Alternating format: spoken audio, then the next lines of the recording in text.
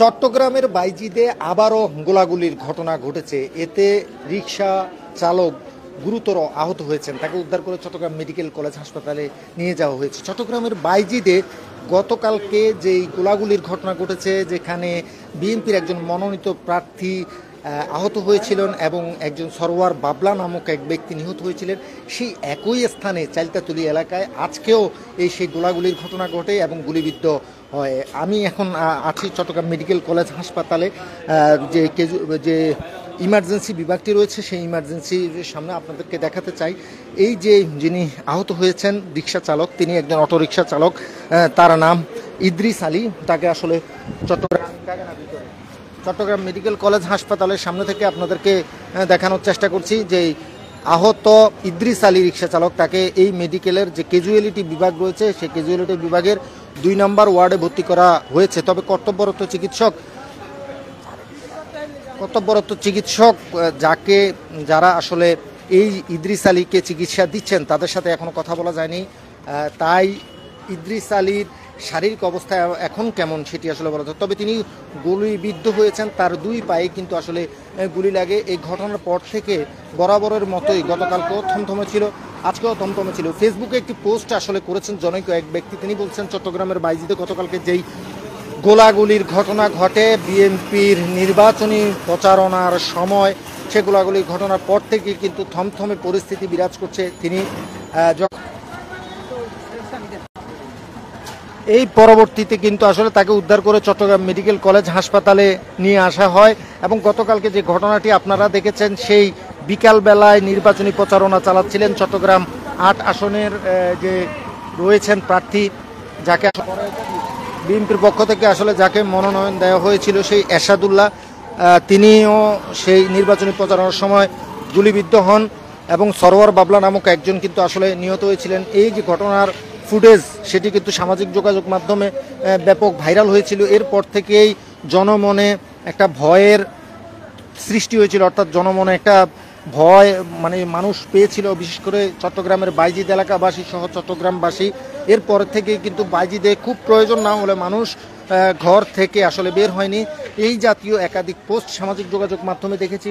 প্রিয় দর্শক, আজকে চট্টগ্রামের বাইজিদের যেই একই জায়গায় 24 ঘন্টা পেরুতেই গোলাগুলির ঘটনা ঘটে, সেই জায়গাতেও কিন্তু গতকালকে একই ধরনের ঘটনা ঘটেছে, গোলাগুলি নিশ্চয়ই আমরা দেখেছি। একেবারে সরোয়ার বাবলা নামক যে ব্যক্তিকে গুলি করা হয়েছে, তার পেছন দিকে একেবারে পিঠের দিকে কিন্তু গুলিটি তাক করে পরবর্তীতে শ্যুট করা হয়েছে অন টার্গেটে। তাকে উদ্ধার করে মেডিকেল কলেজ হাসপাতালে নিয়ে সেখানে কিন্তু আসলে কর্তব্যরত চিকিৎসক তাকে মৃত বলে ঘোষণা করে। এই যে একের পর এক ঘটনা কিন্তু আসলে ঘটছে চট্টগ্রাম জুড়ে। আপনারা জানেন চট্টগ্রামের যে রাউজান, সেই রাউজানের কিন্তু আসলে বিভিন্ন এলাকায় গত 1 বছর। কখন আপনার ছেলে কি রিক্সা চালক? আমার ছেলে অটো রিক্সা চালায়। আমার ছেলে অটো রিক্সা। দাঁড়ান একটু কথা বলতে চাই যে নিহত। দাঁড়ান আমার ছেলে অটো রিক্সা চালায় পঙ্গু। আমার ছেলে একটা পাও নাই, অটো রিক্সা চালায়। আমার ছেলেরা ওই কুয়েশ ওখানে নি, সন্তরাজে নি, আত্মডিহু কুয়েশ এখানে নি, আমার ছেলে গুলি করে আইপ বুসিয়া এসিন নে। তার মধ্যে ওরা 27 জনে দোনো পায়ের মধ্যে গুলি করছে। আজকে আঙ্গুলটা গাড়ি এলেছে কিরিশ দুকো ভাই আছে। আমার ছেলেটা আছে এখানে বাইজিদে। আপনার ছেলের নাম কি? মোহাম্মদ ইদ্রিস। বাবার নাম কি? ইসেফ আলী। আচ্ছা, আপনার বাসা কোথায়? আমার বাসা হচ্ছে চৌধুরীহাট। আমি বেডিং লয়ে আসতেছি। এখন কি পরিস্থিতি আপনার? আমি করতে পারি না, আমি তো বেডে রাখি চলে গেছি। আমার দর্শক, কথা বলছি রিক্সা চালকের মায়ের সাথে। তিনি যেমনটা বলছিলেন যে আসলে রিক্সা চালকের মায়ের সাথে কথা বলছি, তিনি ঘটনার বিস্তারিত আসলে বলছেন যে কারা কারা এই ঘটনা সংঘটিত করতে পারে, তিনি তাদের নামগুলো আসলে বলছেন। বলছি বুসিয়া ইয়াসিন, তার মধ্যে ওর বোনের জামার নাম